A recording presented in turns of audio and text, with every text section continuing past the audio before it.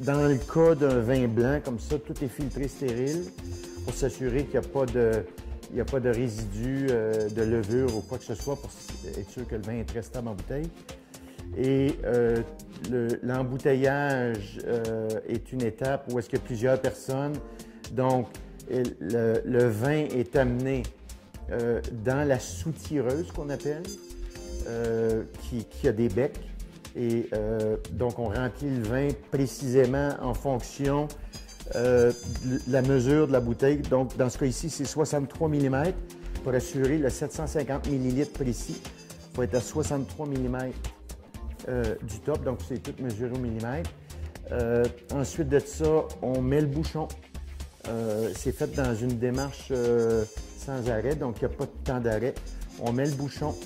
Il y en a qui vont entreposer les bouteilles et ensuite de ça, un peu plus tard, au fur et à mesure des ventes, appliquer l'étiquette et la capsule et mettre en caisse. Et il y en a d'autres, comme chez nous, où est-ce qu'on fait tout. On installe, on met le bouchon, on met la capsule, on met les étiquettes et souvent on va aligner le logo Vin du Québec certifié avec l'étiquette. On est un peu maniaque, là, mais on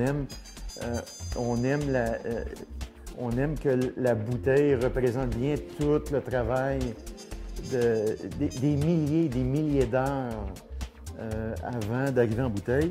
Donc, on s'assure de ça. Ensuite de ça, l'étiquette doit être conforme à tous les termes valorisants qu'on a dans la certification. Donc, c'est très, très important d'avoir le millésime, le nom du vin, le type de vin, vin blanc, produit élaboré au Québec. Il faut qu'il y ait 85 du raisin qui provienne du domaine et 15 maximum provient de l'extérieur du domaine, soit d'un viticulteur, mais 100 du Québec. Donc, c'est très important.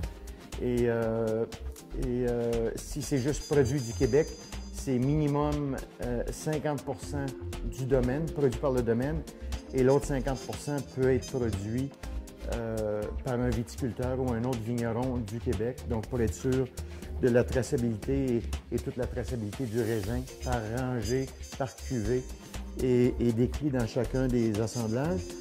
Donc, toute la traçabilité est très importante de A à Z.